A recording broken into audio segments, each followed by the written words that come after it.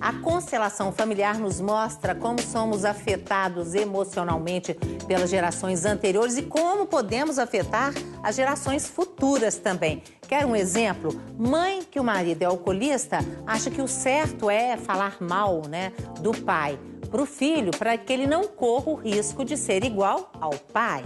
Agora, excluindo o pai, o resultado é exatamente o oposto que ela espera. O filho inconscientemente acaba se tornando igual ao pai. Isso, como eu disse, é só um exemplo. O psicoterapeuta alemão Bert Hellinger, criador dessa terapia, diz que todo membro excluído da família vai aparecer de novo em outro membro, Como é que é isso mais na prática? Outros exemplos e por que isso acontece? É no programa de hoje.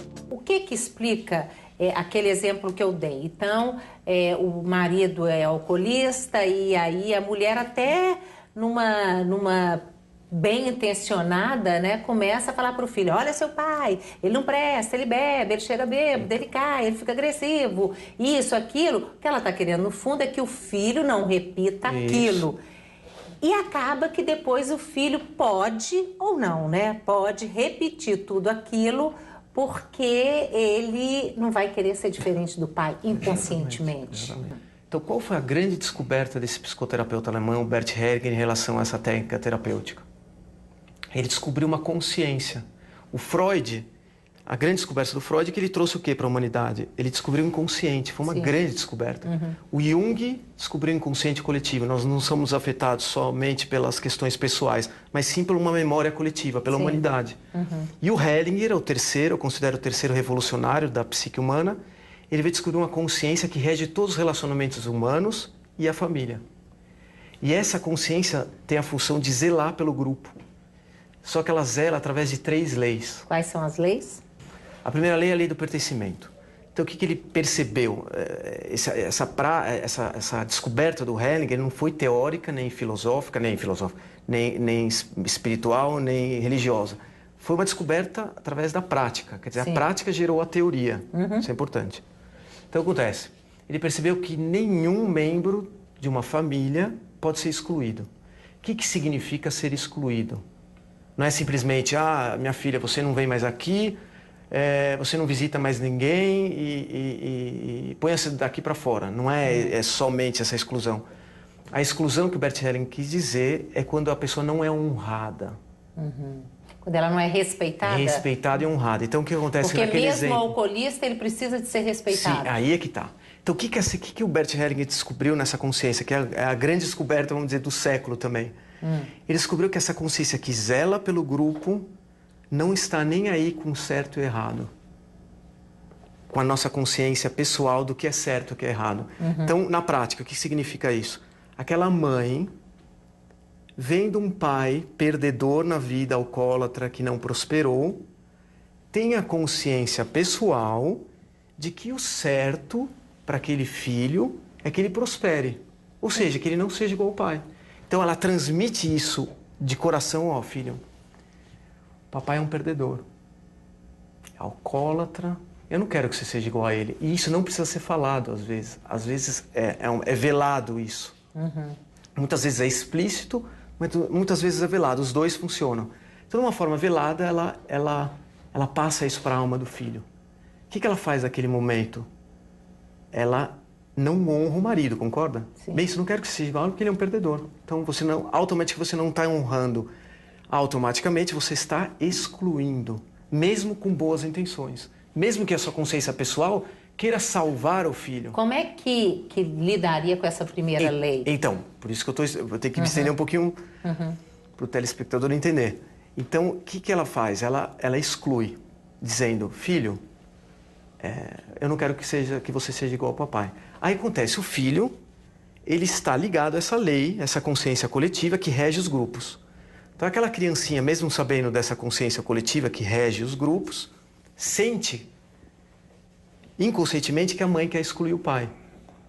Como a consciência, que ela se sobrepõe à nossa consciência pessoal, à consciência coletiva, não aceita exclusão, aquele filho interiormente fala: eu não vou ser diferente do papai, eu vou ser igual a ele.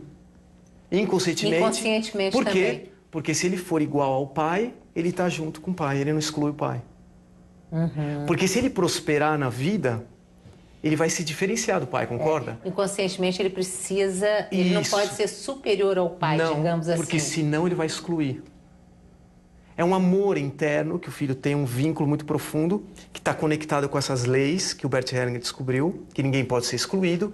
O filho sente essa lei, porque ela existe, então todos nós estamos ligados. Só que de uma forma inconsciente ele sabota a própria vida. Para quê? Para ficar junto com o papai dele. Depois eu quero saber como é que resolve isso, mas antes de você falar da segunda e da terceira lei, que são interessantes, vamos entrar com o Rodrigo aqui, porque eu acho que essa primeira... O Rodrigo todo mundo conhece, né, gente? Craque nos direitos da família, além de advogado, é psicanalista também, né? E uma pessoa muito sensível para esse tipo de coisa. Exclusão familiar. Você vê demais isso, né? É o que a gente mais vê. E às vezes isso acontece de uma forma consciente ou às vezes até inconsciente. E agora o direito já conseguiu dar nome para essa maldade humana de excluir o outro, geralmente o filho, né? Mas pode ser também os outros parentes. Isso chama-se alienação parental. Nós conseguimos fazer uma lei aqui no Brasil. Mãe é parental. Parente, Em geral, os exemplos mais comuns são uma separação mal resolvida, a mãe, porque ficou numa história mal resolvida ali, começa a falar mal do pai, falar que seu pai é isso e aquilo, e começa a denegrir a imagem do pai, implantar falsas memórias, e acaba aquele filho, para fazer um pacto com a mãe, acaba excluindo o outro, né? Isso às vezes é feito de uma forma mais sutil, mais velada, menos velada. Aqui no Brasil, quem primeiro falou disso foi um psiquiatra americano, Richard Gardner, que deu o nome de síndrome da alienação parental. Mas chegou aqui no Brasil, nós entendemos que nem sempre é uma síndrome, e aí demos o nome de alienação parental, fizemos a lei, e isso, a partir do momento que deu nome para essa maldade humana, que pôde nomear, já ficou mais fácil detectar e até prevenir essa violência que se faz contra a criança. Pois Chama-se alienação parental. Justamente, mas essa questão da exclusão do pai, né? No ponto de vista, né, da constelação familiar, né? Achei interessante ele dizer isso, quer dizer, acaba que a vingança é contra o filho.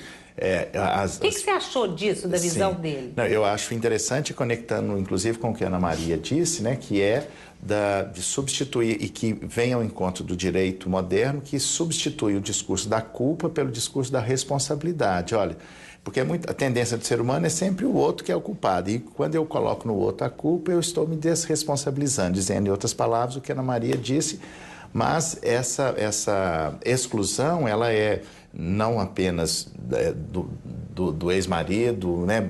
Todas as pessoas podem fazer isso de uma maneira velada. Tem três, segundo essa teoria, né, que tem 3 graus de alienação parental: leve, médio e grave. Nos últimos, a criança já está fazendo um par com o alienador para excluir aquele pai e acaba... Mas o mais interessante é que quem faz a alienação não vê a maldade que está fazendo, não vê o mal que está fazendo. Quando é que uma mulher de um alcoolista deve honrar esse homem? Então, porque você também não pode falar, seu pai, Sim, claro que não, né? Claro que não. Primeiro, ela tendo consciência dessa lei que o Bert Hellinger descobriu, que se chama consciência coletiva, que se sobrepõe ao que ela acha certo ou errado, ela tem que ter conhecimento dessa lei, senão ela não tem como. Que diz que ninguém pode ser excluído ou não honrado. Então, ela tendo consciência dessa lei...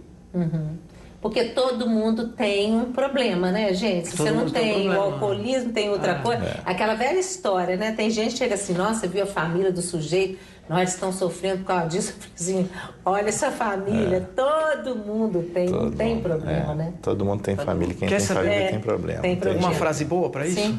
Bem prático. Então, se a mãe está se deparando com aquela questão, ela se vira para o filho, filho, se você for alcoólatra e não prosperar na vida, a mamãe está de acordo. Porque aí ele não cria aquela necessidade dele fazer exatamente o mesmo.